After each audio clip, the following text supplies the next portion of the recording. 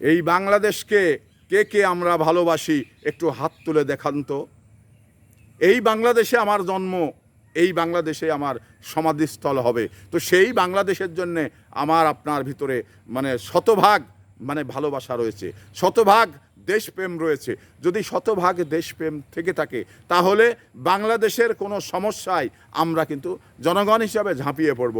আমাদের এই ভূখণ্ডটাকে কেউ বাইরের এসে ব্যবহার করবে, বাইরে থেকে এই ভূখণ্ডটা ব্যবহার করবে, এটা আমরা কখনো করতে দিব না। কারণ আমাদের এই মাতৃভূমি মানে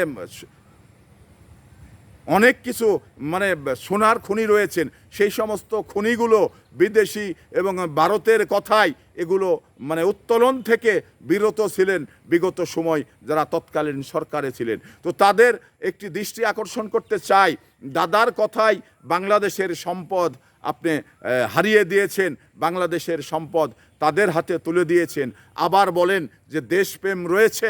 তো দেশপ্রেম আপনার মতো মানে খুনি মানুষের দেশপ্রেম আছে বলে আমি মনে করি না। যারা আওয়ামী লীগের নেত্রী বা নেতা তাদের ভিতরে যে এই বাংলাদেশের দেশপ্রেম আছে এটা আমি মনে করি না।